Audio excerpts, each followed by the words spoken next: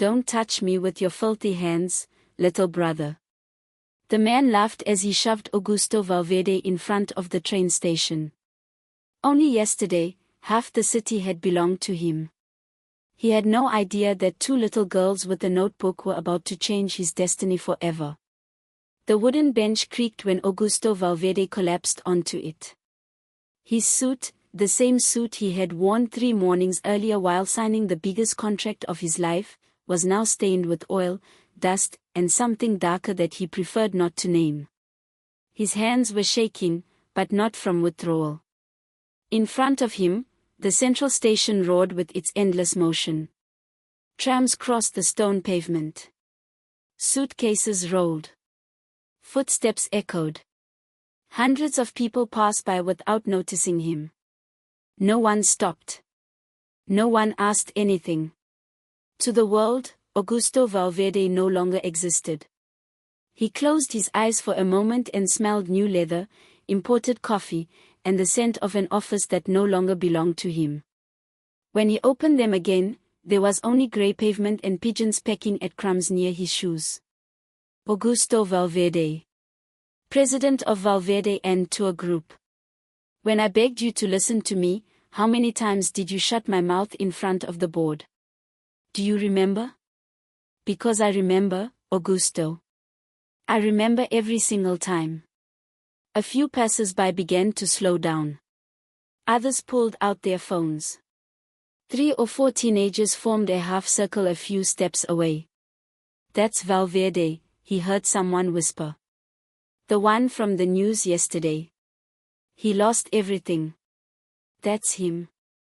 They kicked him off the board. His wife left him the same night. Augusto lowered his head, not out of shame, but from something worse, the confirmation that nothing was private anymore. Nothing belonged to him. Nothing could protect him. Federico crouched in front of him, close enough for the phone camera to capture both of their faces. I told you, Augusto. I told you 1,000 times. Without Lauren Yago, there is no Valverde. You thought you were the genius. Look at yourself. Sitting on a bench with stains on your jacket. He reached into his pocket. You know what? I'll do you one last favor. He pulled out a single coin and dropped it onto the ground beside Augusto's worn shoe. The coin bounced twice against the stone pavement. For coffee, Federico said, standing up. Enjoy the rest of your day, little brother. Camila was already walking away without turning back. Federico followed, showing her the video he had just recorded. They both laughed. Some curious people trailed behind them, hungry to know more about the fallen millionaire. One teenager walked past the bench and filmed Augusto's face without stopping. Another said, "Poor you, senor," and kept walking. A young woman approached only to take a photo with him in the background, then left laughing with her friend. Augusto Valverde, the man who 3 nights earlier had signed a contract worth 9 figures, remained alone on a bench, staring at the coin lying on the ground. He did not pick it up. Not out of pride. Out of something deeper. Picking it up would mean accepting that this was the new measure of his worth. He closed his eyes again. This time, he allowed himself to breathe, badly, deeply, painfully, as if something inside his chest had broken without a sound.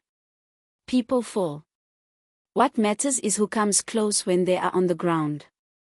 Until that morning, Augusto Valverde had thought that sentence was just a beautiful phrase. He was about to discover that it was the only truth that mattered. Señor. The voice was small. So small that at first Augusto thought he had imagined it. Señor, are you sad? He opened his eyes. A little girl stood in front of him with loose curls and a bow in her hair. She looked at him with those enormous eyes only children have before they learn that the world can break. Beside her stood another little girl exactly like her, the same dress, the same bow, the same gaze. Twins. They were very young and holding hands. One was slightly taller than the other. One was quiet. The other had the worn blue notebook against her chest, its corners bent from being opened and closed too many times, its cover repaired with tape. "I'm fine, girls," Augusto managed to say. His voice came out cracked. "Go to your mother, please." "But you're crying," the first girl said, tilting her head. "I'm not crying."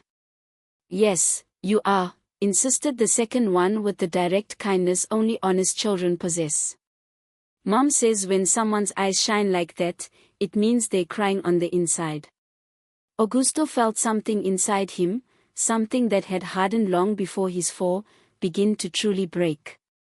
"What are your names?" he asked, more to steady the trembling in his throat than out of curiosity. "I'm Valeria," said one. "And I'm Victoria," said the other. "But everyone confuses us." "Mom never does," Valeria added. "Mom always knows," Victoria said. Both nodded at the same time with identical seriousness. Without realizing it, Augusto smiled for the first time in 72 hours. It was small and fragile, almost a spasm, but it was a smile. Valeria took a step forward, slipped her hand into the pocket of her dress, and pulled out something wrapped in a slightly crumpled wrapper. "A strawberry candy. Take it," she said. "So you won't be sad anymore." Augusto looked at the candy. Then at the girl. Then back at the candy. That very morning, his world had been made of 9-digit numbers, armored contracts, and signatures that opened vaults. Now a little girl was offering him a strawberry candy because she thought he was sad. It was, without question, the most valuable thing anyone had ever given him. It took him a full moment to reach out and accept it. When he did, his fingers brushed Valeria's, tiny, warm, and slightly sticky. "Thank you," he whispered. "Thank you, Valeria." "What about me?" Victoria protested, frowning. "To you too, Victoria." "Thank you. The candy belonged to both of us," Victoria explained, now slightly more satisfied. "We were going to split it, but you're sadder than we are." "Girls." The voice that cut through the air was not cruel this time. It was a woman's voice. A mother's voice. And in it lived every shade of fear a mother feels when her children are near a stranger in a crowded place. "Valeria. Victoria. Come here right now." A woman ran toward the bench wearing a cleaner's uniform. Her hands were red from cold water, her hair hastily tied back, her skin marked by the exhaustion of someone whose workday begins long before everyone else's. The girls immediately turned around and said in perfect innocent unison, "Mommy, we didn't do anything to him. We only gave him candy." The mother reached the bench, breathing hard. She grabbed each twin by the hand, one on each side, protecting them with her whole body. Only then did she lift her eyes to the man sitting on the bench. And she froze. Augusto looked at her too. For one instant, the woman stopped breathing. Her hand tightened on Victoria's shoulder. Something trembled in her eyes, like a strong wind passing through a locked house. "Forgive me, Senor," she said at last, lowering her gaze. "The girls didn't mean to bother you." "They didn't bother me," Augusto answered, his voice still hoarse. A silence fell between them. Too long. The woman looked at him for 1 second longer than necessary. Only 1 second. But that second said more than words ever could. "Come on, my loves. Mommy has to get back to work." "But Mommy," Valeria began. "Sweetheart, please." The mother turned and gently pulled them away. The twins followed without arguing, but Valeria looked back one last time. She hugged the blue notebook to her chest and lifted it slightly, as if showing it to him, as if saying goodbye with it. "Mommy," she suddenly said, stopping. "Mommy, that's the man from the drawing." The mother froze mid-step. What are you talking about, my love? The man from the drawing, Mommy. The one Daddy drew. Victoria nodded behind her with the same solemn seriousness as before. It's him, Mommy. The same face. The woman in the cleaner's uniform closed her eyes for 1 second. Just one. When she opened them, her face had hardened with something that was not anger. It was fear. Deep, old fear. A fear she knew well. A fear that was now sitting in front of her on a bench, wearing a stained jacket. Let's go, she said almost soundlessly. Let's go. She pulled both girls at once and hurried away. But in the rush, Valeria stumbled. The blue notebook slipped from her hands. It fell onto the pavement, open. The pages revealed what they had been hiding.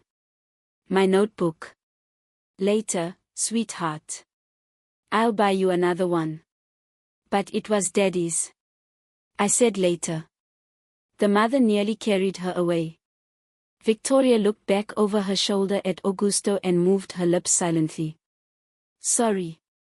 Then they disappeared into the crowd. The notebook remained on the ground, open. Augusto Valverde stood up from the bench in a different way than before. It took effort. Every bone hurt, as if he had not moved in an eternity. He walked the 3 steps separating him from the notebook and bent down to pick it up. The open page held a drawing made by the steady hand of an adult who knew how to draw. A man in a suit and tie. A round face. Tired eyes. Augusto's face. Below the drawing, in small, careful handwriting, someone had written. The man who saved my life. If I am not here, my daughters will thank him for me. And below that sentence was a date. A date Augusto Valverde recognized instantly. It was the date of a dawn many years ago, when an unknown young man had knocked on his door asking for a job. Only 2 people in the world should have known that exact date. One was Augusto. The other had vanished without a trace many years earlier. No one had heard from him since. No letter. No phone call. Nothing. Augusto's hands began to shake for real now. Not from cold. Not from hunger. From something far older. It can be, he whispered. He turned the page. Then another. Then another. There were more drawings. More phrases. One of them, written in the margin in the same careful handwriting, contained only 5 words. If something happens to me, Lauren Diego. Augusto felt the pavement sway beneath his feet. He lifted his eyes and searched the crowd. He saw the cleaner's uniform disappearing toward a side entrance of the station. He saw the 2 little girls hurrying to keep up with their mother. 5 minutes earlier, Augusto Valverde had believed he had lost everything in life. He had just discovered that for years he had not known what he had truly lost. Augusto rose clumsily. His bones felt heavy. But he held the notebook with both hands, the way one holds the last piece of evidence left in the world. He walked toward the side entrance. The whole station smelled of cheap coffee and cold metal. People looked at him with a mixture of fleeting pity and stronger hurry. No one stopped. Wait, he whispered. Please, wait. But the woman had already vanished into one of the service corridors, the kind ordinary people never notice, behind doors no one seems to use. Augusto entered without permission. Some employees saw him and shouted something. Augusto did not hear. He walked with the notebook pressed to his chest like a small sacred object that might break if he let go. He passed a supply room. An empty cleaning cart. Another corridor. Then another. And then he heard a voice. Mommy, why are we running? It was Victoria. Augusto recognized her immediately. Because Mommy said so, sweetheart. But that senor was sad. Sweetheart, listen carefully. Never talk to strangers again. Do you understand me? Please. Please, look at me. Never. The voices came from a small room at the end of the corridor.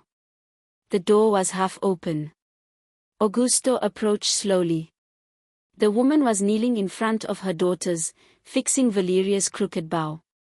Her hands were red. Her face was washed with exhaustion. The girls nodded with that childish seriousness that runs deeper than any oath. Augusto stopped in the doorway. "Señora," he said, his voice broken. She jumped up as if she had heard thunder. She stepped between Augusto and the girls, stretching both arms behind her to protect them. "Leave," she said. Her voice was quiet.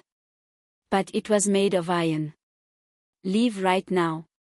I only want to return this." Augusto lifted the notebook. "Your daughter dropped it. Leave it there and go." "Señora, please." "I said leave." Her hands were shaking. "Please. Please don't come any closer." Augusto placed the notebook on an old chair beside the door. The twins watched him from behind their mother's legs. Valeria peeked out and lifted one small hand as if saying hello again. Her mother gently pulled her back. "That drawing," Augusto whispered. "That drawing is me." The woman closed her eyes for a moment. When she opened them, there was no anger in them. Only fear. Old and tired fear, the kind a person learns to carry every day like a heavy bag. "Please," she said, almost begging now. "Please don't drag us into this. They are children. They are just children." "Drag you into what?" "Your world." She opened her mouth, closed it, then pressed a hand to her forehead and inhaled. "Whatever you are involved in. Whatever you came here looking for. I have nothing to do with it. My daughters have nothing to do with it. I work, I clean, and I go home. That's all. I know nothing. Señora, I only. Jolly."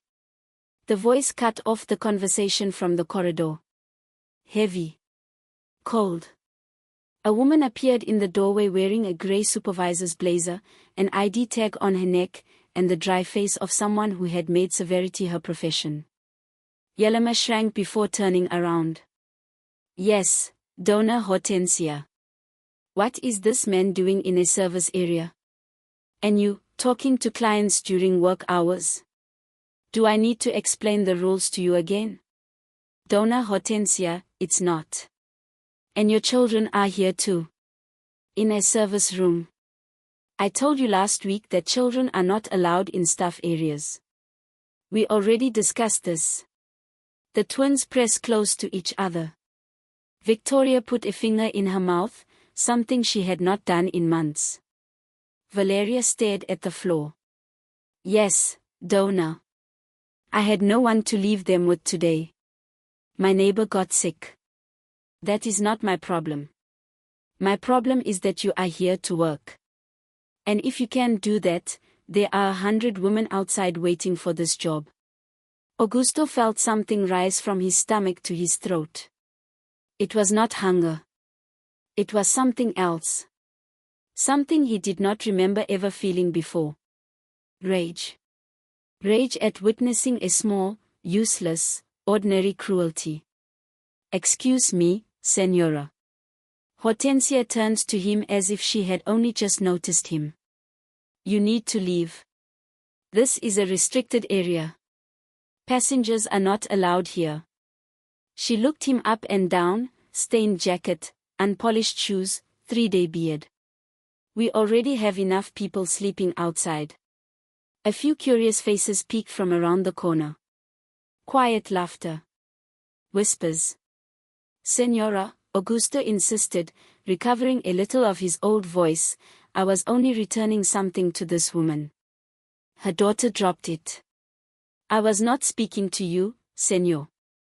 I ordered you to leave." Yelena made a quick sign with her eyes. Only a sign. But Augusto understood it. Leave. Please leave. Now. Augusto stepped back. Then another step. But before he crossed the threshold, he heard a new voice. A voice he knew too well. The same voice that had dropped a coin onto the pavement 5 minutes earlier. Well. What do we have here? Federico Laureniego stood in the doorway, hands in the pockets of his Italian suit, wearing an elegance that no longer fooled anyone but which he still displayed like a trophy. Augusto Valverde in a cleaner's room, he said, raising his voice so the whole corridor could hear. I told you, brother. Father always said one day you would learn your place. Looks like you've already started. Hortensia looked at him with fresh curiosity. Yelema took one step back. The twins clutched their mother's uniform. Federico entered the small room without invitation and positioned himself as if everything belonged to him. You, Senora, he said to Hortensia in a polished professional tone, pulling a business card from his wallet. Thank you for your work. I am the new chairman of the board of Valverde and Tour Group, whatever name it may take from now on. The man you see here no longer represents anything. If he enters any public or private property connected to us again, call me personally. I will know what to do. Excuse me, senor, are you saying? I am saying this man tries to take advantage of simple people. He has fallen, you understand? Fallen men can be dangerous. Especially around women with little girls. Yelema turned pale. Federico looked Augusto in the eyes. This time the smile disappeared. This time there was something else. I promise you one thing, Augusto. And I promise it here, in front of everyone, so you can't later say you weren't warned. He took out his phone and turned on the camera. I will make your name disappear. I will not stop until the last newspaper in this country writes that you never existed. And if you think your salvation will come from a cleaner with 2 little daughters, then you are even more deeply mistaken than you already were. Do you hear me, little brother? More deeply. He stopped recording, put the phone away, and smiled again. Have a good day, senora. And you too, Donna. Then he left. The small room sank into a strange silence, the kind that follows thunder. Donna Hortensia looked at Yelema with narrowed eyes, then at Augusto, then at the blue notebook on the chair. Jolly. Yes, Donna Hortensia. Finish your shift and stop by Human Resources before you leave. Donna Hortensia, please. Finish your shift. Hortensia walked out. Augusto stood there, not knowing where to put his own body. Yelema grabbed the notebook with lightning speed, took her daughters by the hands, and said, Please leave. I am begging you, for the sake of my daughters. Then she left through another door without looking back.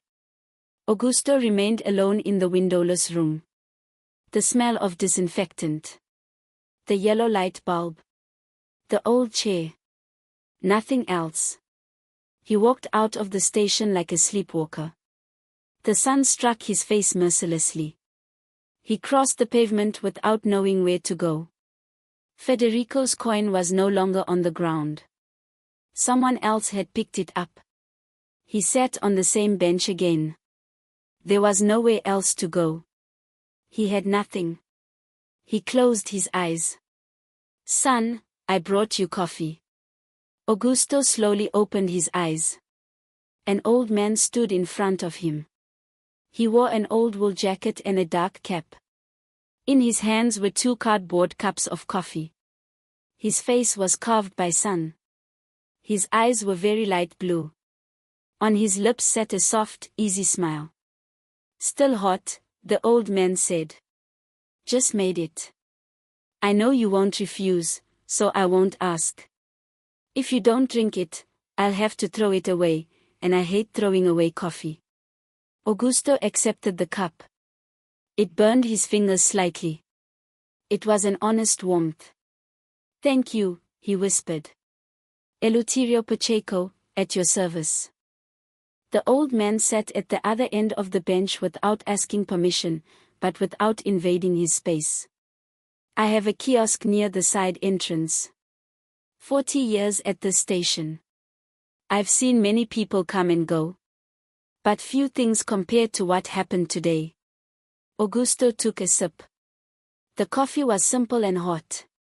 It was the best coffee he had tasted in years. Don Eleuterio, I don't need. You don't need to explain anything. I know who you are, Señor Valverde. Augusto slowly lifted his eyes. I knew your father, said Don Eleuterio, looking toward the trams. Long ago, when he was still young and passed through here every evening. He was a good man, your father. Kept his feet on the ground. Augusto said nothing. You seem to have inherited a lot from him.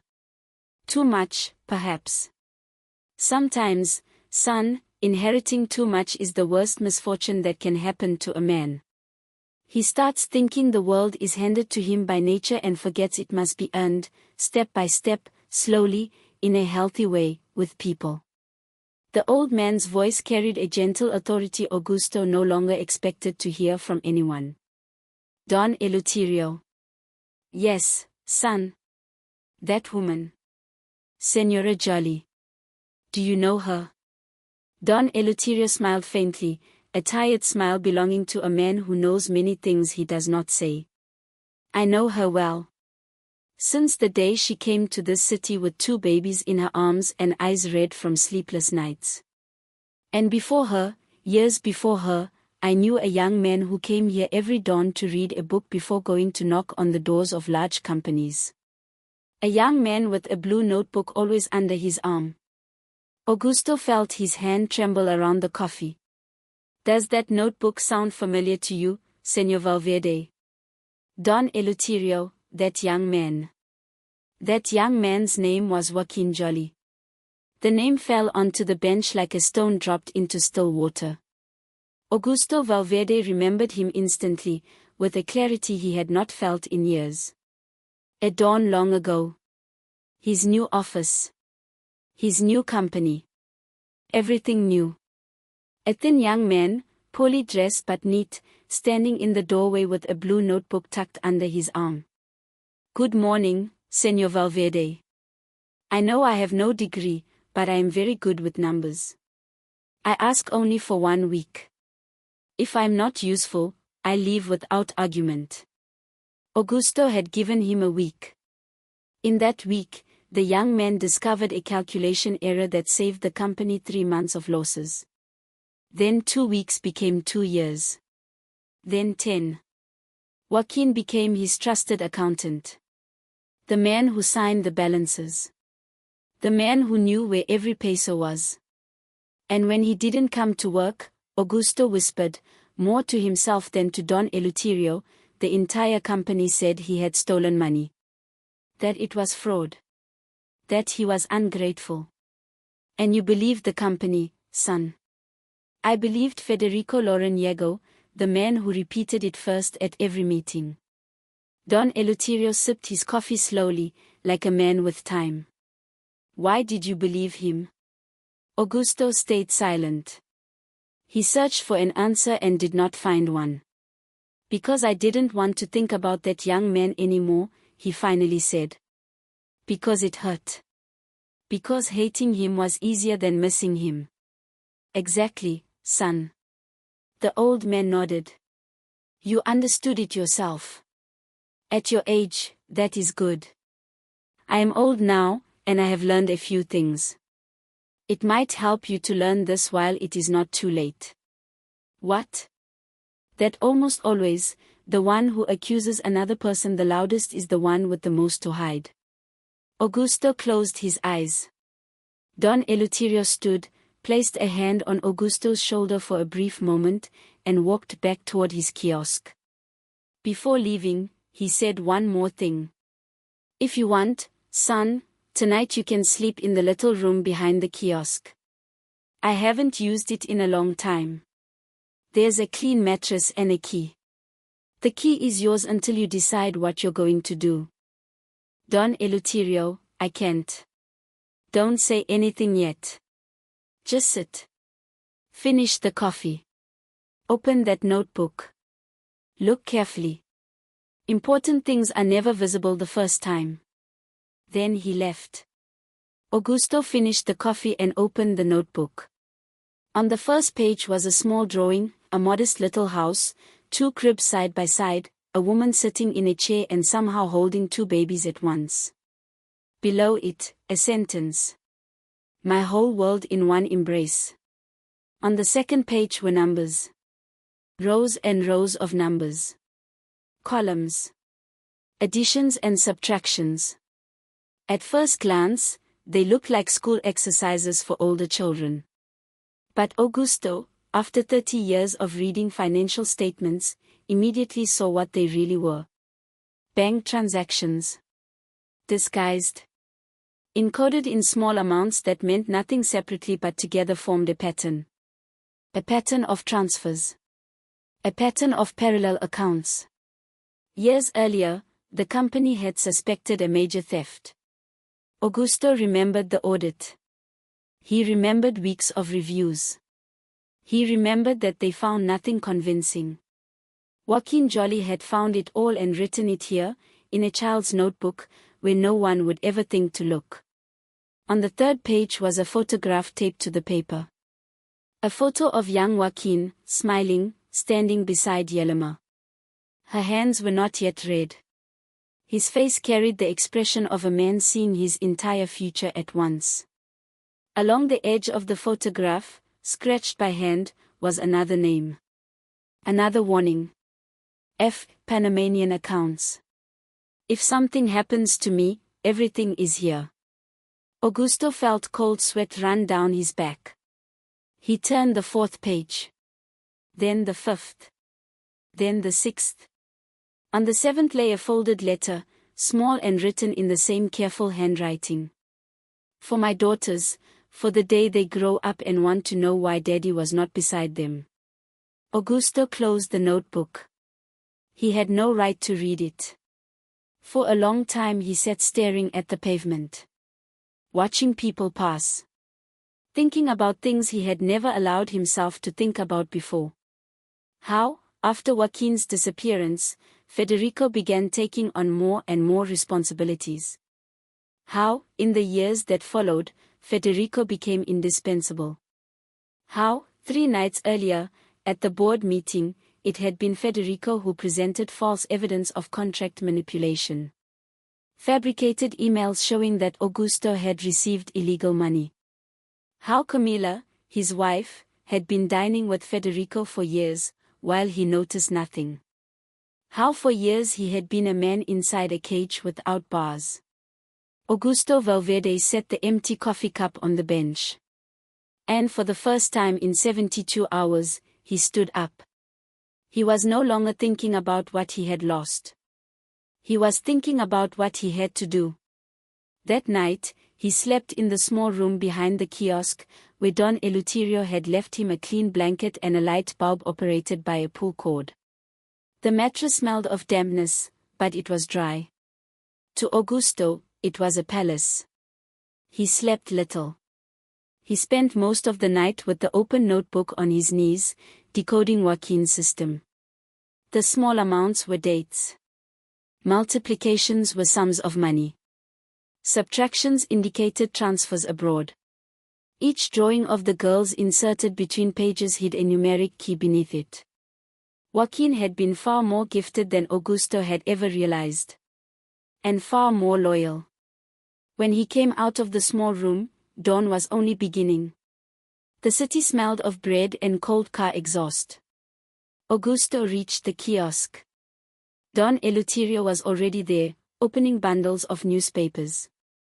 Did you sleep, son? Enough. What will you do?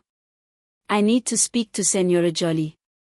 But first, I need one favor. Say it. One phone call. Don Eleuterio handed him the old phone from the kiosk. Augusto dialed a number he had not called in 3 days. A number that no longer belonged to him, but which he remembered by heart. "Enerato Buendia," answered a voice after the second ring. "It's me." Silence. Then a breath. "Augusto. God, I'm glad you're alive. I've called you 1,000 times. I changed numbers. I had to. Augusto, we need to see each other today. Enerato, I believed you from the beginning. If you need a lawyer, I need the best lawyer I know. And the oldest friend I have. But more than both, I need you to believe me in one more thing." One more thing? Joaquin stole nothing. Federico Lauraniego buried him. And I have proof. Enerato stayed silent for 3 seconds. But when he answered, Augusto knew he had an ally. "Tell me where you are." "I'm coming right now." Augusto hung up. Don Eleuterio smiled. "Coffee, son?" "Until he arrives." "Coffee." "Don Eleuterio, this time I'm paying." The old man laughed. "That is the first good news I've heard in years." Enerato Buendia arrived 30 minutes later. He was older than Augusto, bald, heavy-set, with those sharp eyes of lawyers who fall in love with hopeless cases. In his hand was a worn leather briefcase. On his face, an iron smile. He sat on the bench beside Augusto. "Tell me everything. From the beginning." Augusto began at the beginning. He told him the old story of Joaquin. He told him about the disappearance. He told him how Federico planted the fraud story. He told him about the board meeting 3 nights earlier, about the emails he himself had believed. He told him about the coin on the pavement. Then he showed him the notebook. Enerato turned each page slowly. His thick professional fingers did not tremble, but his face gradually changed. When he reached the page about the Panamanian accounts, he lifted his eyes. "Augusto, if this is true, this is not just about getting your company back. This is prison for Federico Lauraniego." "I know. And it is very dangerous. If Federico did all this, he will already be moving assets, accounts, documents, witnesses. That's why we need to act fast. You need someone on the inside. Someone who can confirm the notebook entries with official documents." "I have such a person." "Who?" "Joaquin's wife. She must know more. She must know where Joaquin is." Enerato hesitated. "Augusto, if she hid with her daughters and does not want to speak to you, there is a reason. And that reason may be that even she does not know. Maybe all these years she has believed her husband left voluntarily." Augusto felt a blow somewhere deep inside him. "Then she deserves to know the truth before anyone else." "You're right. But you cannot go to her the way you were yesterday. Not in a dirty jacket. Not desperate. You will go as Augusto Valverde, the man her husband respected. And you will go to ask, not to demand." Enerato picked up his phone. "I'll bring you clean clothes. I'll take you to a hotel. You'll shower. Meanwhile, my people will begin checking the data from the notebook." Enerato. "Yes. Federico has connections everywhere. Be careful. I've been a lawyer since before Federico Lauraniego knew how to tie his shoes. Don't worry about me. You worry about only one thing: when you speak to that woman, speak like a man." "A man. A man, Augusto. No Italian jacket. No desk. Nothing standing between you and her." Augusto nodded. While Enerato organized everything by phone, Augusto looked toward the station entrance. He thought of Yelema. He thought of Valeria and Victoria. And for the first time, honestly, he thought of Joaquin. He remembered the face of that young man standing at his door. The way he spoke without civility, only respect. The nights he stayed late correcting other people's balances. The day he said with a smile, "Señor Valverde, my wife is having twins." And how, on that very day, Augusto had not even lifted his eyes from the papers to congratulate him. He had only said, "Good, Joaquin," and continued signing. Sitting on a station bench, Augusto Valverde understood that he had been a rich man for many years. But for far longer than he suspected, he had also been a poor one. That same day, now in clean clothes, Augusto returned to the station. Not to the bench. To the side corridor where he knew Yelema would leave after her shift. Don Eleuterio saw him pass and nodded slightly. "Come, son. Come."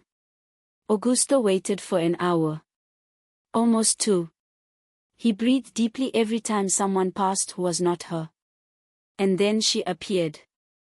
Yelema came out with a bag on her shoulder, the twins holding one hand each. All three walked quickly, with the pace of people who cannot afford to miss the bus. The girls noticed Augusto before she did. "Mommy. It's the candy uncle. Mommy, Mommy, it's him." Yelema lifted her eyes and almost stopped dead. She tightened her grip on her daughter's hands. But she did not run. Not this time. "Señor Valverde. Señora, I know you told me to stay away." "I did. I came to apologize." Augusto took something from his pocket and held it out. It was a single sheet folded in 4, a photocopy of one page from the notebook. "I did not come to bother you. I came to give you this." She did not take it. "This page contains numbers," he continued quietly. "Joaquin left evidence. Evidence that Federico Loreniego." "I know." Augusto stopped. "I believed what Federico said about your husband many years ago. Because of that, your husband carried a name that did not belong to him all this time." Yelema's breathing became quick. "I ask you, Señora. Let me repair what I helped destroy. Not for me. For Joaquin." The twins looked up at their mother, understanding nothing. "Mommy, what happened?" "Mommy, the uncle is sad again." Yelema crouched in front of her daughters, fixed their bows one by one, and kissed each forehead. "My loves, Mommy is going to speak with this señor for 2 minutes. Stay here by the wall and do not move. Promise me." "I promise, Mommy. I promise, Mommy." She stood and moved 3 steps away from the girls. Augusto followed. "Speak quickly," she said. "And speak plainly, Señor Valverde. My daughters do not deserve to see their mother cry again. Joaquin stole nothing. I already knew that." "You knew?" "I have known it for 5 years. I understood it the night he did not come home. I understood because my husband was incapable of stealing. But the whole company said otherwise." "Your company? You said otherwise." "And no one listened to a young woman with 2 babies screaming that her husband was innocent. No one." Something inside Augusto, something already cracked, broke a little more. "I believed Federico. It was the worst thing I have ever done." "Did you believe him? Or was it convenient to believe him?" Augusto lowered his head. "Both, Señora." For the first time, she looked at him without fear. She looked at him with a clean, old, controlled fury. "My husband respected you. He respected you like a father. When he came home with the news of his first promotion, he said, 'Yelema, he is a good man. Not like people say. Just tired.' That is what he told me. I believed him. So when they spoke of fraud, I laughed. I laughed from pure rage.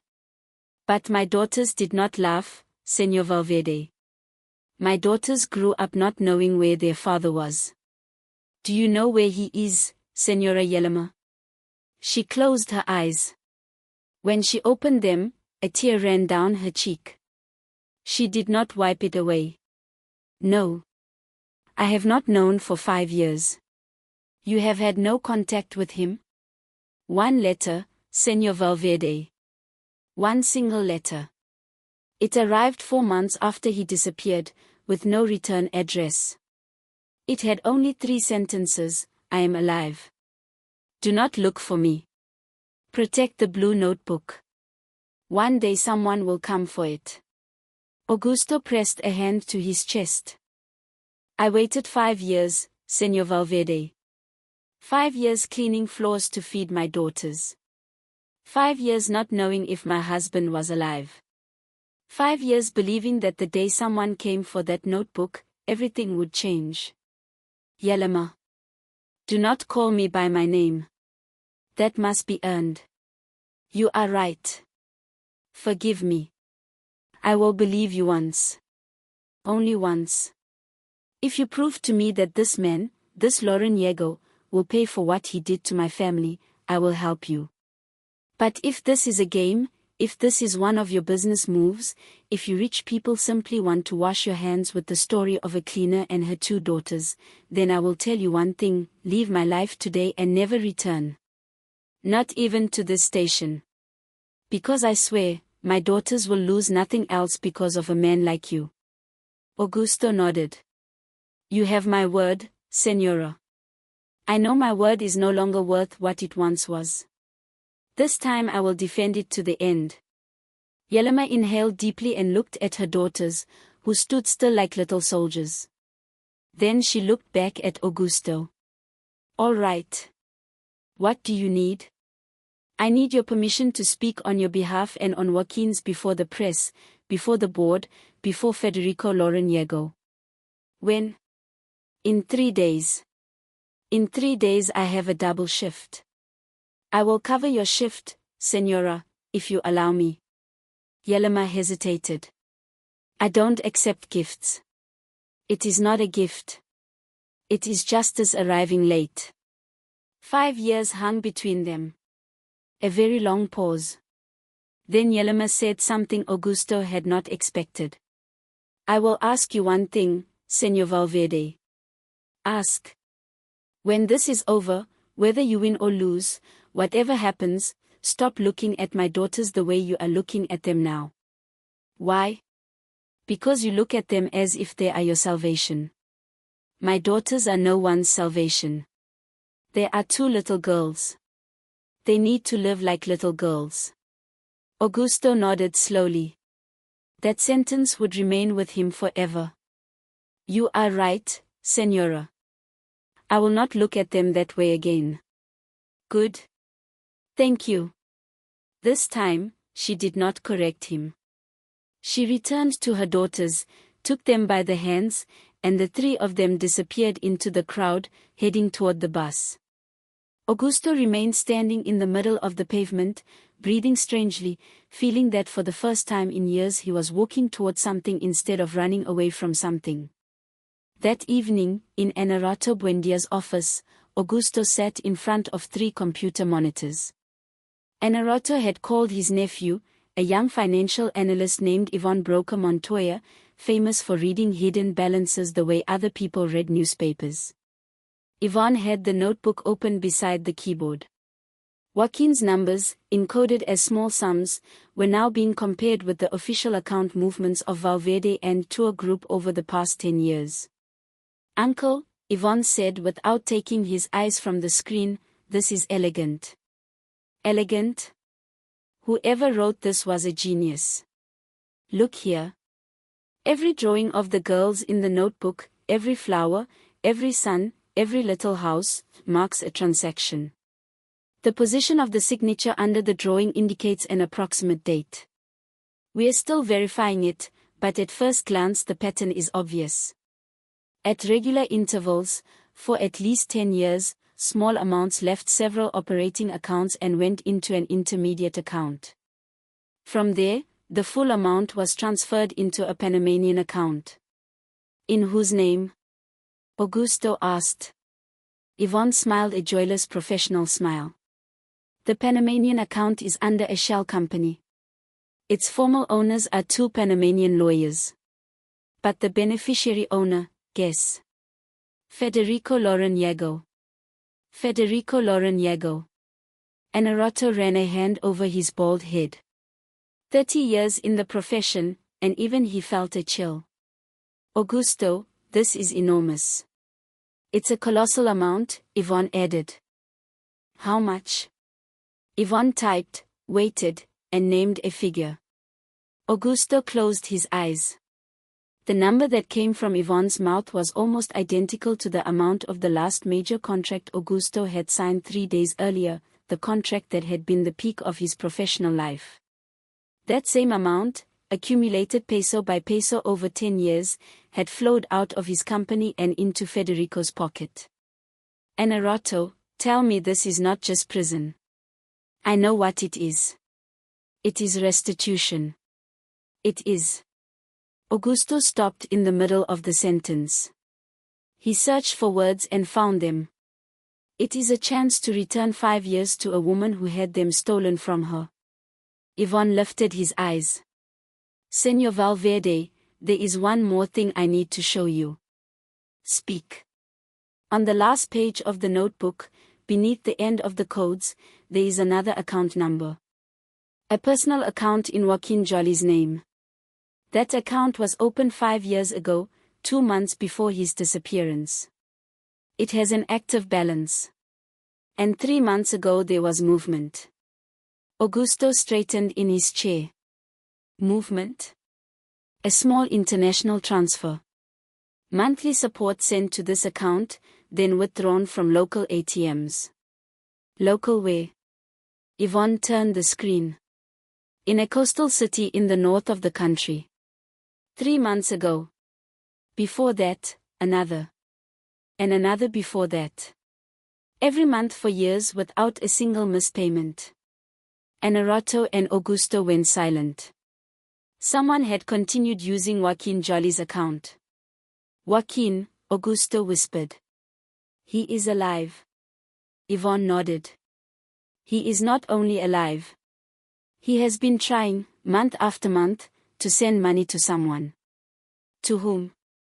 To an account that was closed 4 years ago by court order. Closed by whom? By the prosecutor's office, after Federico Loreniego initiated the false fraud case against Joaquin. The money got suspended. Joaquin sent it, but it never reached his wife. Augusto Valverde placed both hands on the table and breathed deeply. 5 years. A man in hiding, month after month, trying to send money to his family. Money that never arrived. A wife cleaning floors month after month to survive, not knowing that the father of her daughters had been trying to support them from afar all along. Anarato, tomorrow at the press conference, I will not only expose Federico. Live, I will demand that the authorities reopen Joaquin's case and release everything that was blocked. Augusto, that is all or nothing. I have nothing left to lose. But there is a woman who has something to receive. And 2 little girls who deserve their father to come home. Anarato Buendia stared at his old friend. He had seen him as a millionaire. He had seen him furious. But that night, for the first time, he saw him whole. All right, Augusto. We go all in. Yvonne smiled. I'll prepare everything. Names, accounts, dates, movements. By noon tomorrow, you will have a folder that will become international news. Augusto looked at the blue notebook lying open on the table. Joaquin's careful handwriting. Valeria and Victoria's little drawings mixed with numbers filling the margins with truth. A man had turned his love for his daughters into a secret code for justice. And that man was still alive. Augusto gently closed the notebook. Don Eleuterio said something today, he whispered. He said important things are never visible the first time. Anarato answered. And important people aren't either. The press conference was scheduled for 11 o'clock the next morning on the steps of the main building of Valverde and Tour Group. and Arato made the necessary calls. The press came out of curiosity. Augusto Valverde, the millionaire who had fallen to the level of a coin on the ground, was making a public statement. Few believed he had anything important to say. Federico Loreniego watched from the 22nd floor window and laughed alone. Let him sink deeper, brother. Every word is another nail in your coffin. Camila Iters, seated beside Federico, did not laugh. She had slept poorly for 2 nights. Something in her chest knew before her mind did that something was wrong. Down on the steps, Augusto climbed onto a small platform. He wore a simple suit. No gold watch. No pocket square. Nothing but a thick folder under his arm and the blue notebook inside the inner pocket of his jacket. To the left of the podium stood Enarato Buendia. To the right stood Yelema, dressed simply, carrying a dignity that made everyone who looked at her fall silent. Behind them stood Yvonne Broca Montoya with 2 assistants. In the first row of witnesses was Don Eleuterio Pacheco, not entirely sure how he had ended up there, but certain he needed to be present. The twins were not there. Yelema had been firm. My daughters are not part of a spectacle, and they never will be. Augusto turned on the microphones. Good morning. My name is Augusto Valverde. 3 days ago, I was removed from the board of Valverde and Tour Group under accusations of fraud. 3 days ago, my wife, Camila Iters, left my home. 3 days ago, on paper, I lost everything I had built in my life. He paused. The cameras hummed. But what I came to say today is not about what I lost. It is about what all of us lost 5 years ago without realizing it. He paused again. 5 years ago, a man named Joaquin Jolly disappeared from this city. He was an accountant at Valverde and Tour Group. The entire company, including myself, branded him a thief. We placed all the blame for missing money on him. His wife, sitting today to my right, was forced to raise 2 little daughters alone, without support, without a good name, cleaning floors at the train station. Yelema did not move her face, but her eyes slowly filled with tears. Today, before you, I make 2 announcements. Reporters leaned forward. Editors watching the broadcast from their newsrooms were already calling their teams. This is not what we expected. Go live. First announcement, Joaquin Jolly did not steal a single peso from this company. The evidence used against him was fabricated.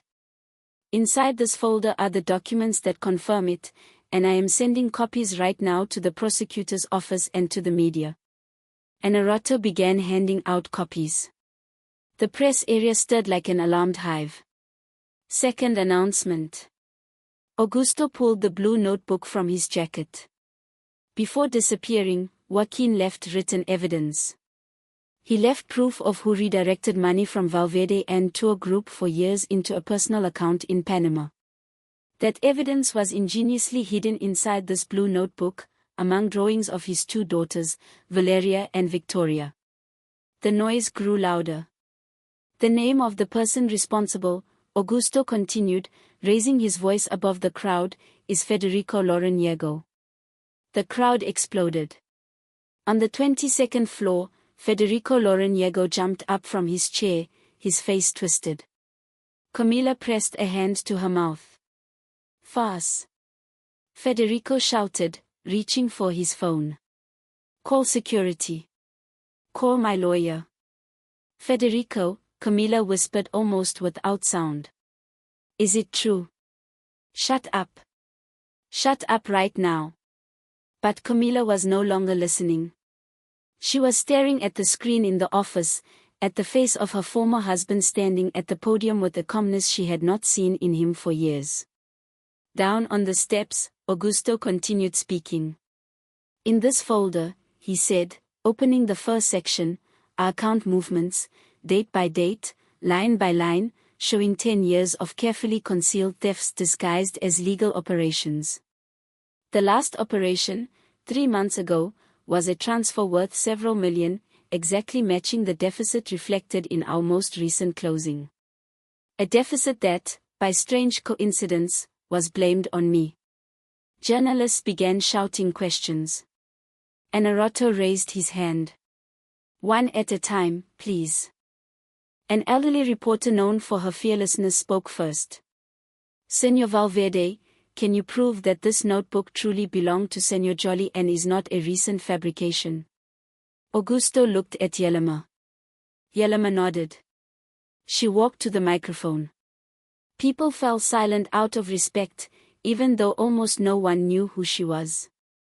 She spoke quietly, but firmly. My name is Yelema Makarova Jolly. I am Joaquin's wife. For 5 years, I have cleaned floors at the central station to feed my daughters. My husband disappeared one morning without a trace. People told me he was a thief. I never believed it. But a woman like me, without education, without connections, without a peso in her pocket, is not believed, not even by neighbors. She paused. This notebook belonged to Joaquin. I saw him write in it for years.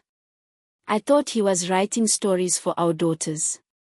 Later, I understood he was writing something else too. Something meant to save all of us. It only took 5 years for it to speak. The reporter nodded respectfully. Another journalist asked, Senor Valverde, have you tried to contact Senor Loreniego? Does he deny the facts? I publicly asked Senor Loreniego whether he has the courage to come down from his office today and face these cameras. I ask whether he has the courage to explain the Panamanian account in the name of his shell company.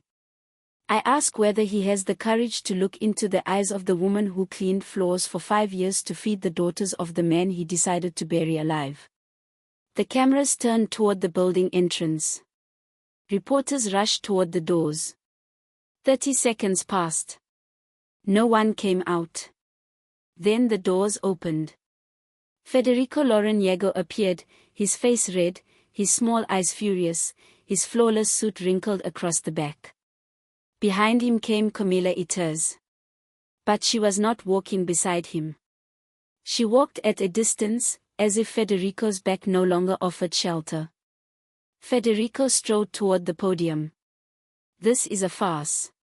A slander invented by a man who lost everything and now wants to destroy the people who truly worked for this company. I will file civil and criminal suits against Augusto Valverde, and I will also sue the senora for taking part in this spectacle. The first denial, Augusto said. He held a sheet across the podium. A photocopy of a notebook page, banking operation, account number, date, and purpose. Federico, this transaction is 3 months old. Do you recognize it? Federico looked at the sheet. His face flickered, only slightly. That proves nothing. Anyone can invent numbers. The prosecutor's office already has a copy. It will be verified against bank records requested this morning. Second stage, defense, Augusto said softly. Brother, Federico said, lowering his voice, we can settle this privately. You do not need to create this scandal. Let's sit down and talk. I can help you regain your position. This is not about the position. Then what is it about? Augusto looked at Yelema. Yelema looked at Augusto. It is about this woman, Augusto said. About her 2 daughters. And about the man who has spent 5 years hiding because of you. Federico laughed, but the sound came out broken. Hiding? Please. He ran away with the money. Everyone knows it. Joaquin Jolly did not take 1 peso. He exposed you. And instead of returning what you stole, you decided to bury him. But you made one mistake. He was smarter than you. Much smarter.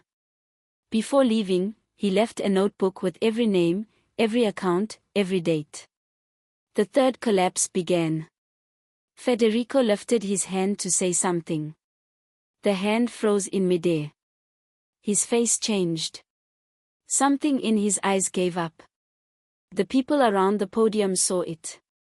The cameras saw it. The entire country saw it. "The blue notebook," Federico whispered. "And it was a child's notebook."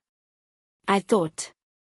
"You thought it was a child's notebook," Augusto said, lowering his voice. "That is why it stayed in front of you on Joaquin's desk for years, and you never opened it." Federico lowered his eyes. Behind him, Camilla took one step back. Then another. Then she turned and walked toward the street. For a moment, the cameras followed her. One reporter tried to stop her. Camilla did not stop. Federico approached the microphone. His voice trembled. I need a lawyer. I will not make a statement." Anarato Buendia stepped forward. "The prosecutor's office is already on its way, Senor Lauren. I advise you to remain here until they arrive, for your own good." Federico sank onto the steps.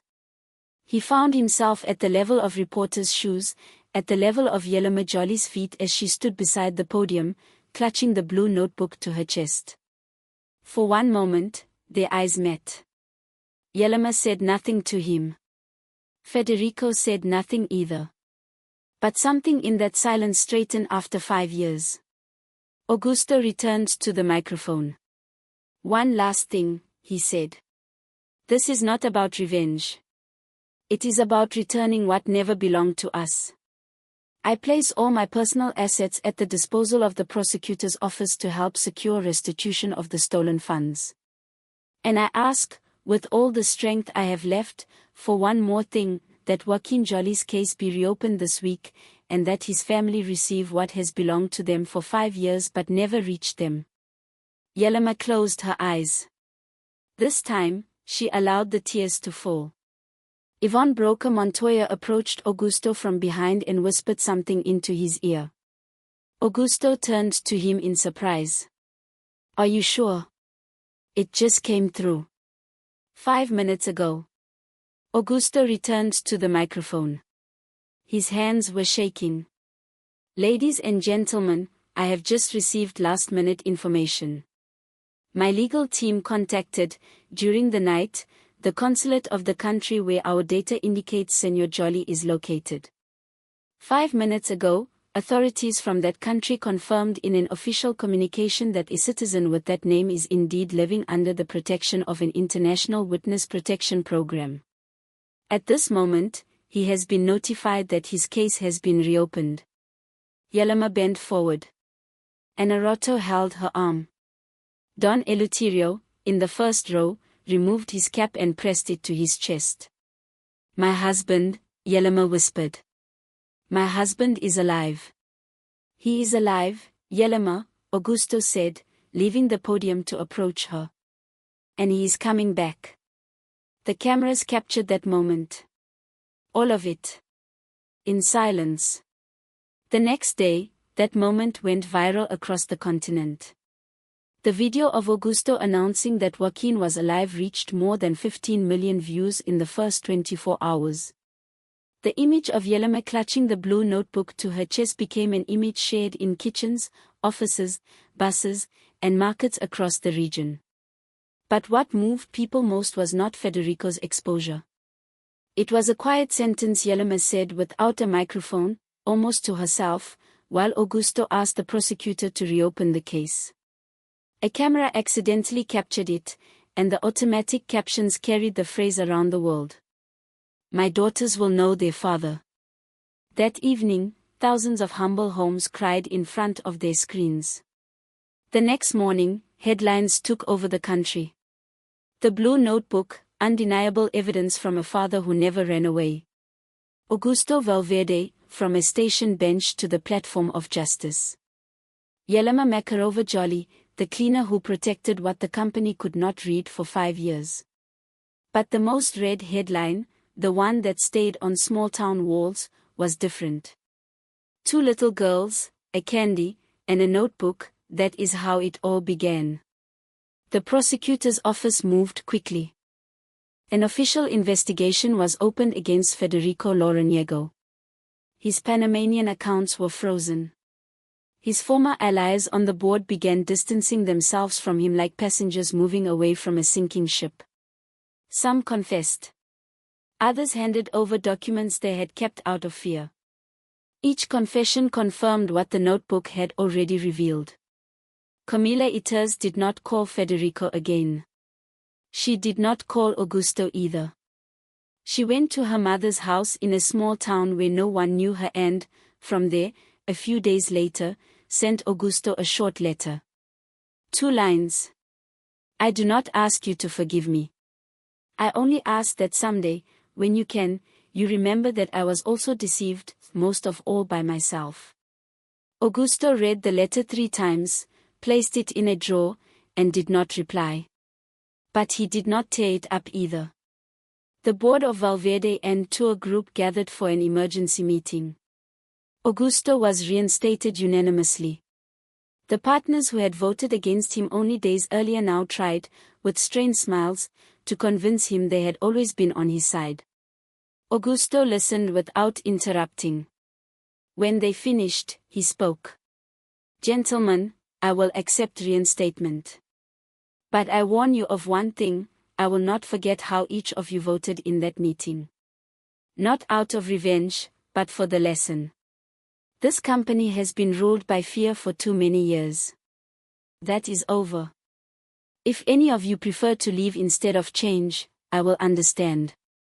But whoever stays will work with me under different rules. 3 directors resigned that evening. Augusto did not stop them. That same night, while the entire country discussed the case, Augusto went up for the first time to the penthouse that had been his home for years. It was empty. Camila had taken the few things she wanted. The expensive furniture remained in place, now looking like part of an abandoned museum. Augusto walked slowly through the rooms and stopped before a framed photograph in the living room, his father, young and smiling, standing at the entrance of the first family office. Augusto took it off the wall and stared at it for a long time. I'm sorry, father, he said aloud in the silence. For too long, I did not hear what you were telling me. Then he went back down, left the penthouse with a single suitcase, and never slept there again. That week, he sold the apartment.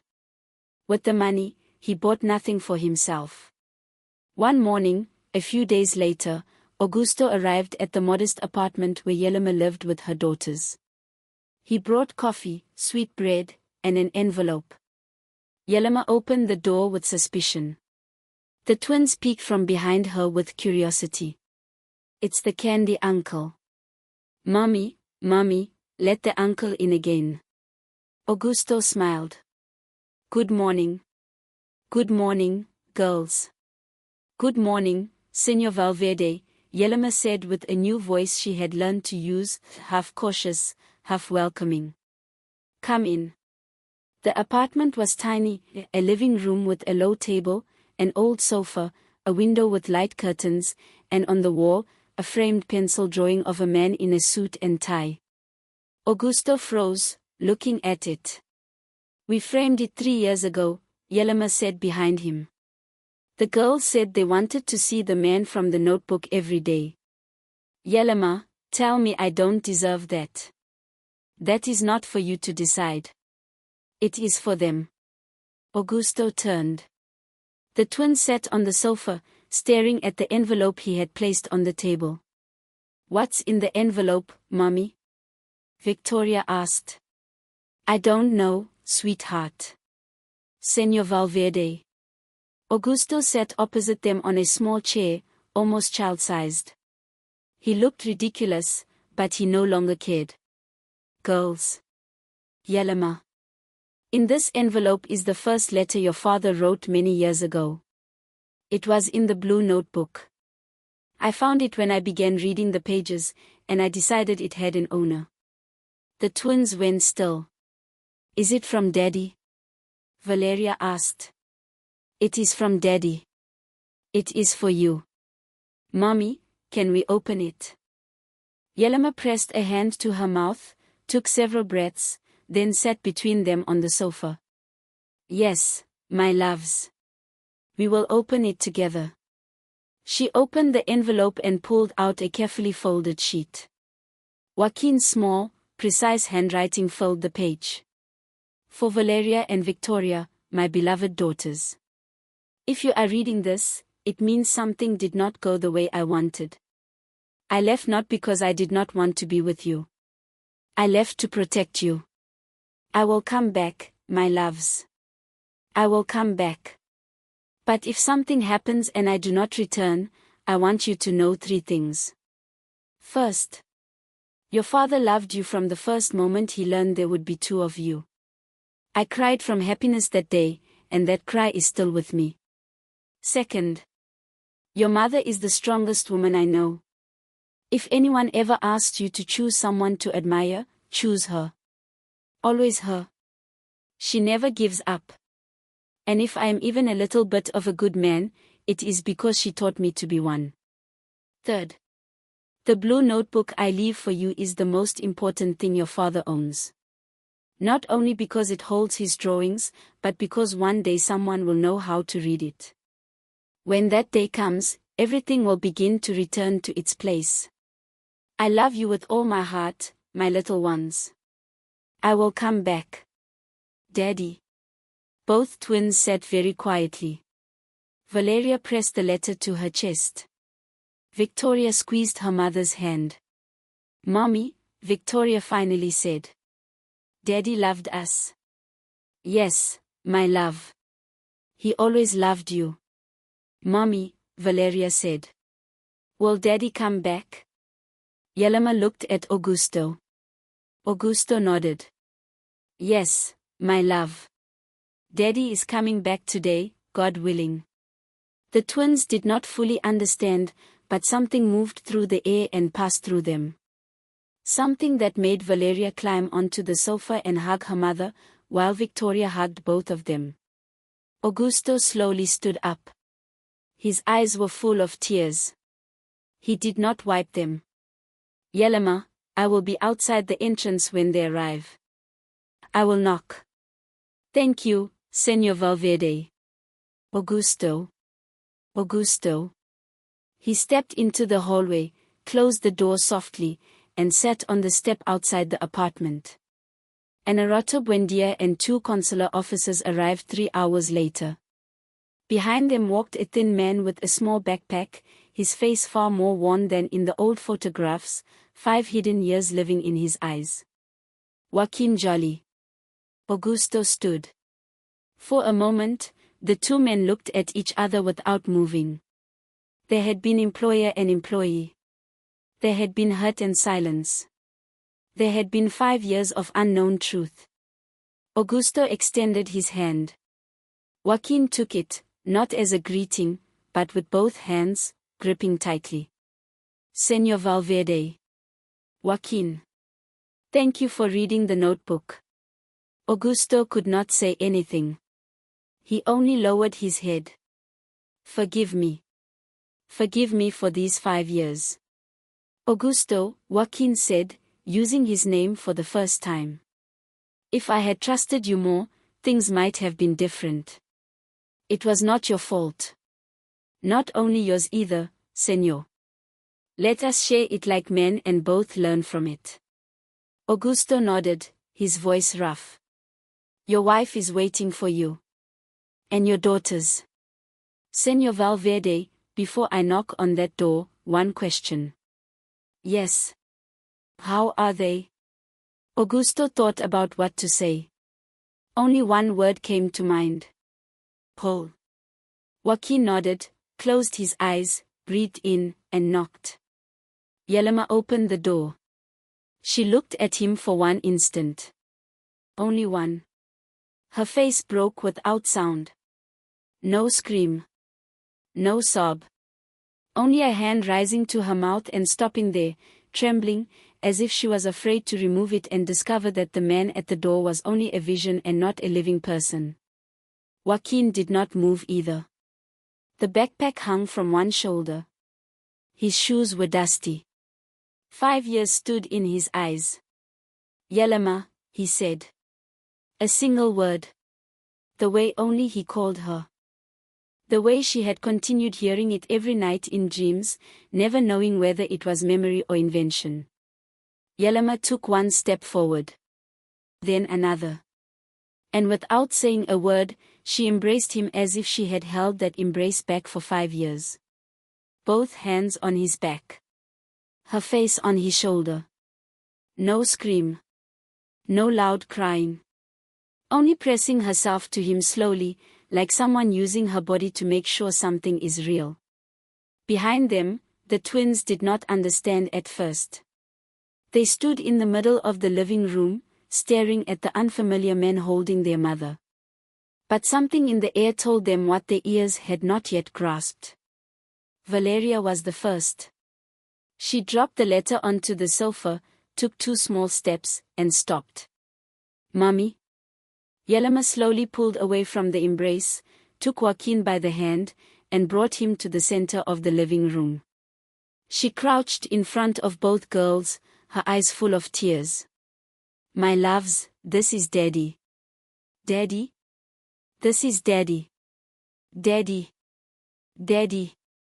Daddy. Both girls ran to him at the same time.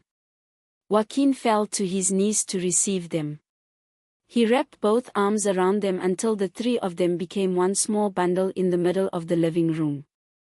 Yelema knelt beside them, leaning against Joaquin's shoulder. Only then did she allow herself to cry the way a woman cries when she has waited as long as she needed to wait. From the hallway, Augusto quietly closed the door. He did not want to take even 1 second away from them. He walked down the stairs, stepped outside, reached the corner, and there, standing in the middle of the street, he cried for the first time like a man who did not know how to cry but finally allowed himself to do it after an entire lifetime. When he stopped, he understood that something inside him had changed forever. He had not merely recovered a company. He had not merely defeated an enemy. He had understood, too late for the 5 lost years, but in time for everything ahead, what it truly meant to be rich. The following weeks were a time of restoration. Not only for the company. For entire lives. Federico Loreniego, after several weeks of proceedings, reached an agreement with prosecutors. He returned every peso stolen, resigned from all positions, and accepted a long term of community service with no right to hold executive office. The punishment was severe but not destructive. To the surprise of many, Augusto was the first to ask the judge to consider rehabilitation instead of simple annihilation. Destroying Federico will not return 5 years to Yelema, he said. Teaching him to live differently may help others not end up like him. Anarato looked at him in astonishment but did not object. Federico left the courtroom with his head lowered. He found Augusto in the corridor. His eyes were swollen. Augusto. Federico. I don't deserve what you asked for on my behalf. I know. But I am grateful. Good. I will do things differently. I promise. Federico, promises made before a man you helped knock down no longer convince me. Prove them with time. That is the only way. Federico nodded and said nothing more. Augusto let him go. Joaquin returned to the company, not as a subordinate accountant. Augusto offered him the position of vice president of finance. Joaquin accepted on one condition.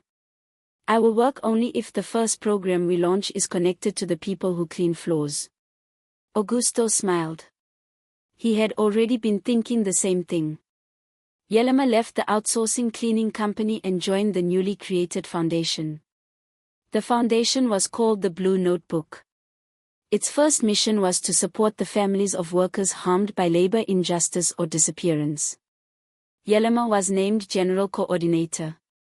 For the first time in her life, her salary allowed her to look at the end of the month without fear. Dona Hortensia, the station supervisor, was removed from her position after an internal investigation revealed that for years she had subjected staff to constant humiliation. Augusto had not requested the investigation. Yelema's co-workers had demanded it themselves, inspired by her example.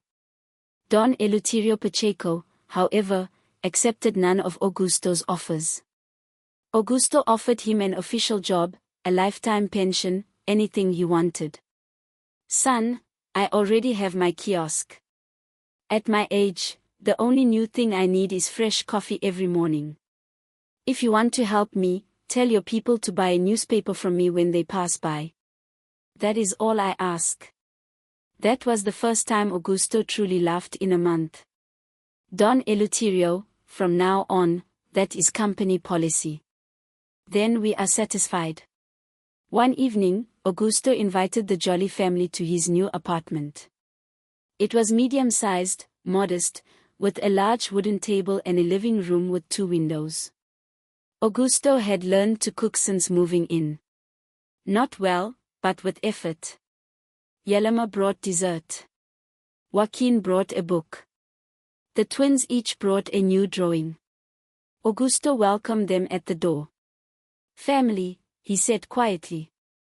"Family," Yelema repeated with a faint smile. They ate slowly. They spoke of little things, how Valeria was learning to read, how Victoria kept beating Joaquin at chess, how Yelema was struggling through the technical degree she had abandoned halfway many years earlier, and how Augusto, for the first time in 30 years, had begun sleeping more than 6 hours in a row. After dinner, the girls approached Augusto with a small package wrapped in homemade gift paper. "This is for you," Valeria said. "We made it together," Victoria added. "Mom only helped with the ribbon." Augusto slowly unwrapped it. Inside was a small hardcover notebook decorated by Valeria with flowers and suns. Inside were new drawings made by both girls. On the first page, in the large handwriting of a child just learning to write, it said, "For the candy uncle whose name is Augusto and who is our friend." Augusto closed the notebook and brought a hand to his face. Joaquin handed him a napkin. He said nothing. He did not need to. "Thank you, girls. This is the best notebook anyone has ever given me." "Really?" Valeria asked. "Really? Better than Daddy's blue one?" Victoria asked with the ruthless logic of children, the kind that always reaches the heart of things. "Your daddy's blue notebook is not for me, Victoria. It belongs to your family. But this new one is from you to me. And together, both notebooks now give meaning to my life." Yelema looked at Joaquin. Joaquin looked at Yelema. Under the table, their hands found each other. 3 months after that dinner, the official presentation of the Blue Notebook Foundation took place in a medium-sized city hall. Journalists were present. Government representatives. Community leaders. In the first row sat several families the foundation had already helped in its pilot cases. Joaquin and Yelema sat in the front row, holding hands. The twins, seated between them, played by counting the ceiling lights.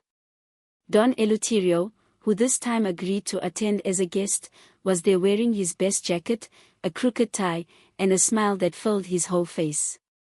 In one of the middle rows sat a lonely man, simply dressed, with a neatly trimmed beard.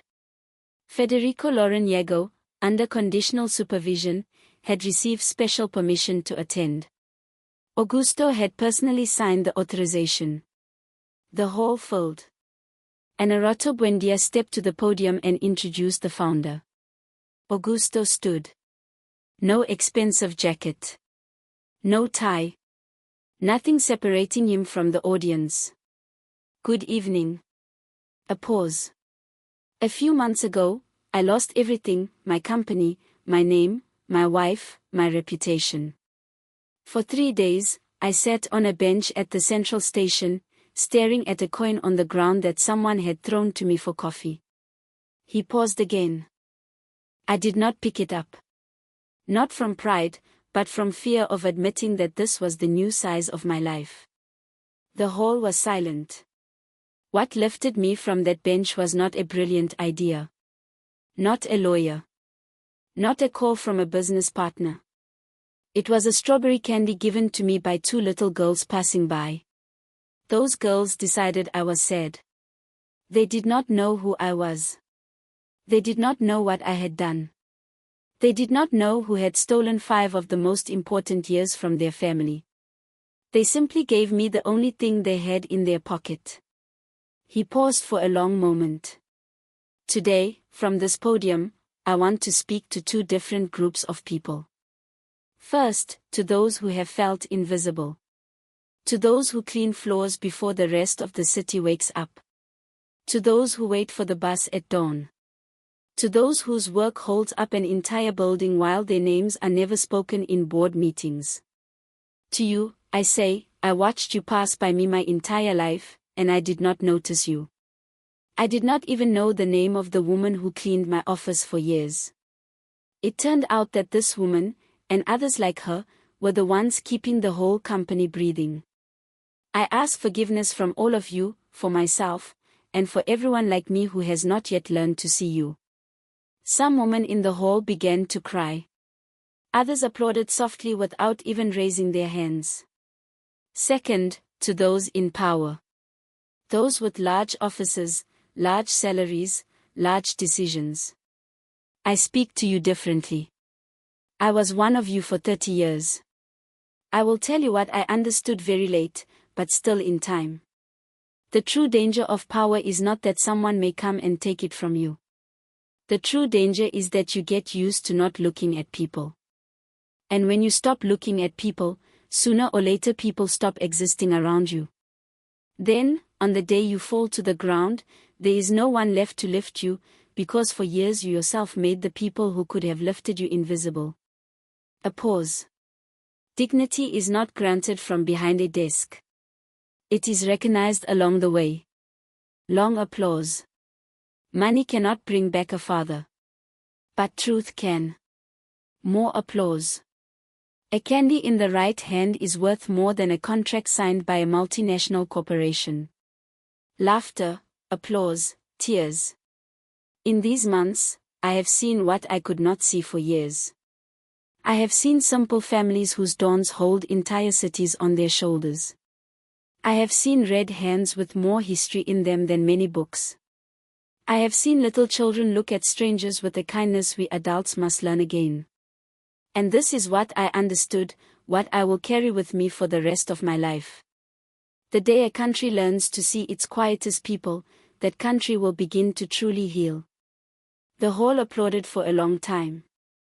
Before I finish, I want to thank 3 people separately. Don Eleuterio Pacheco.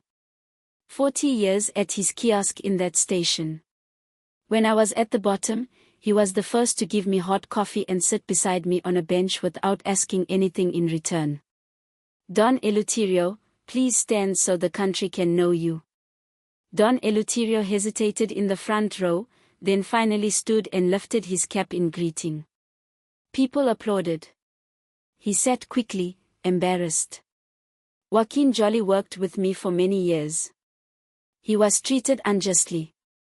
He lost 5 years of life with his family, and still had the generosity to return and agree to work again in the company that buried him. Joaquin, thank you for teaching me that the highest intelligence is the kind that remains steady when everything collapses. Joaquin stood, nodded slightly, and sat again. And then, I want to acknowledge someone many in this hall may not have expected to hear named. Federico Loren-Yago. The hall stirred. Federico did serious things. He is paying for them. But today he chose to come here, in front of cameras, in front of everyone, without hiding. For a man who hid behind my back for years, that is a first step. Federico, I do not forgive you, nor do I refuse to forgive you. Time will decide that. But I thank you for coming. Because without you, this story would not have the ending it has. And because you also taught me how dangerous it is not to listen to the people under your authority. I listen to you too much. I will learn to listen to more people. Thank you. Federico froze, lowered his head, and placed a hand on his chest. Augusto looked at Yelena. She nodded. There are 2 more people I must thank. I will not name them from here. I will call them to this podium. Valeria and Victoria Jolly, please come up. The twins looked at each other. Yelena gently nudged them forward. Joaquin smiled at them. They walked down the aisle holding hands, dressed alike with neat bows in their hair. The entire hall stood. Augusto crouched so he could be at their height. Both girls hugged him like an old friend. The hall continued applauding. Girls, Augusto said into the microphone while both hung from his neck, you are the reason this foundation exists. And the reason that, in the coming years, many families will not have to wait 5 years for someone to hear them. Thank you. Thank you for the candy. Thank you for the notebook. Thank you for teaching me to see. Valeria whispered something in his ear. Augusto laughed and stood. Valeria has just told me she has another candy. But this time, she is not giving it to me. She says she will give it to Senor Loren because she thinks he is sad today too. The hall was deeply moved. Valeria walked to Federico, took out a strawberry candy, and handed it to him. Federico covered his face with one hand. The cameras captured that moment too. And like the others before it, that moment went viral. But this time, not because of scandal. Because of humanity. That evening, in thousands of comments beneath the video, people wrote something different from what they had written months earlier. No mockery. No insults. Their own stories. Men wrote that they had lost jobs and no one had offered them a cup of coffee. Women wrote that they had raised children alone for years because someone in some office signed a paper without reading it. Elderly people wrote that the kiosk owner in their neighborhood had been more family to them than their own relatives. Augusto's story, without intending to, opened a conversation the country had needed for a long time. One sentence from his speech spread especially far, in board meetings, university lectures, sermons, and lunch conversations. Dignity is not granted from behind a desk. It is recognized along the way. Some entrepreneurs printed it. Some workers taped it to their lockers. Some teachers assigned it as an essay topic. Augusto never wanted to own the phrase. It isn't mine, he said every time someone offered it to him. It belongs to the Blue Notebook. And the Blue Notebook belongs to one family. The following months brought things no plan could have predicted. The Blue Notebook Foundation received donations from companies, unions, ordinary citizens, and even one foreign government. Its model was copied in other cities. Other companies launched their own internal programs for workplace dignity. Specialized publications began calling the Valverde model a new form of business leadership. Augusto, despite himself, became a public figure. He was invited to forums, interviews, and universities. He accepted very few. One of the few he accepted was a talk at a public school in a working-class neighborhood. He spoke for an hour. At the end, a little girl asked him, "Senor, were you a millionaire before?" "Yes, I was a millionaire." "And now?" "Now I am rich." "Rich with money?" Augusto smiled. "With people, sweetheart. I am rich with people." The girl nodded as if she understood everything.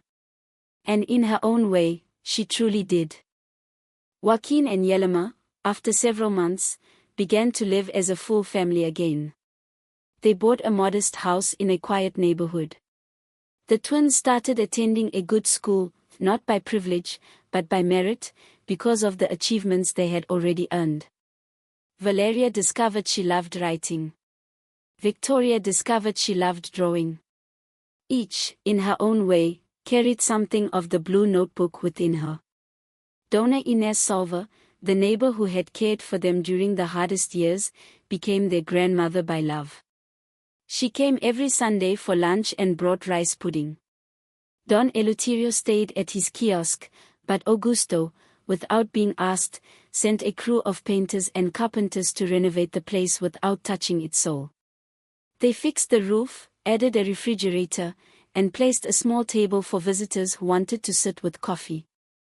Don Eleuterio hung a handwritten sign by the entrance. "Free coffee for anyone who needs to talk." The sign became famous. Every morning, people came who needed not coffee, but someone's ear. Federico Loren Yago continued his community service program. He worked as an administrator at an association that helped homeless people. At first, they accepted him only because Augusto had recommended him. Later, over time, they accepted him because he slowly began becoming someone else. He no longer held executive positions and did not seek them. He lived in a small apartment, learned to cook, and began speaking in men's groups with others who were also trying to change.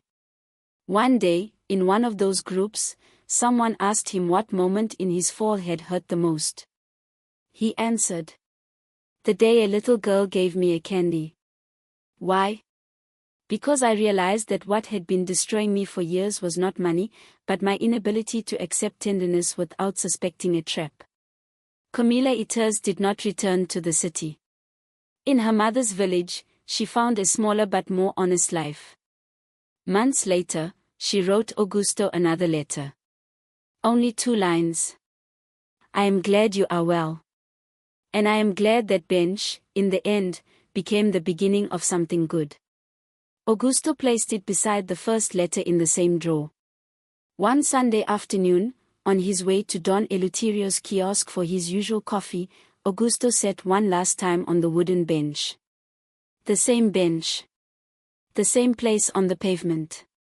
The same view of the passing trams. But this time, he was not alone. To his left sat Don Eleuterio in his cap, holding a steaming cup of coffee and wearing his unchanging smile. To his right sat Joaquin, quietly discussing some new numbers. In front of them, Valeria and Victoria jumped from one stone tile to another. A little farther away, on the next bench, Yelema chatted with 2 neighbor women who now helped the foundation. Augusto looked at the bench. He remembered the Augusto from that terrible morning in the stained suit. The Augusto who had not picked up the coin. The Augusto who thought he had nothing left. He smiled slightly, only to himself. If that Augusto could see him now, he would not recognize himself. And that, he thought, was the best gift life had given him. "Son, Augusto," said Don Eleuterio, handing him a cardboard cup of hot coffee. "Fresh. Just made." "Thank you, Don Eleuterio. I told you once that important things are never visible the first time." "You did. Have you learned?" Augusto looked at the twins, who were now asking Joaquin to help them count the pavement stones. He looked at Yelema laughing softly with the neighbors. He looked at the pavement, the trams, the station facade. "I have learned, Don Eleuterio." "And what have you learned, son?"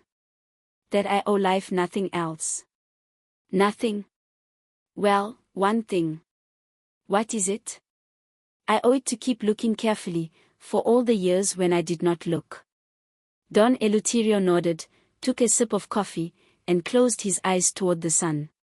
"That, son, is the only debt worth paying." The twins ran back. Each handed Augusto an imaginary paving stone and told him it was gold. Augusto accepted them with the seriousness of a banker and placed them inside the inner pocket of his jacket, the same pocket where, months earlier, he had carried the blue notebook. "Augusto," Valeria said, climbing onto the bench beside him. "Do you know what Daddy told us last night?" "What did he tell you, my dear?" "That every day when he was far away from us, he looked at the sky and imagined that you were taking care of us until he could come back." Victoria nodded while climbing up on the other side. And Mommy said it was true, because you took care of us after the candy, remember? Augusto went silent. He inhaled and looked toward the tram so the girls would not see his eyes. Girls, he said, his voice slightly broken. You were the ones who took care of me that day. And after that. And even now. Valeria thought about it for a moment. Then she said with the disarming logic only children have. That is because we are friends. That is because we are friends, Victoria repeated. Augusto smiled. He looked at Joaquin, who was speaking a few steps away. He looked at Yelena, who at that moment turned her head from the next bench and smiled back at him.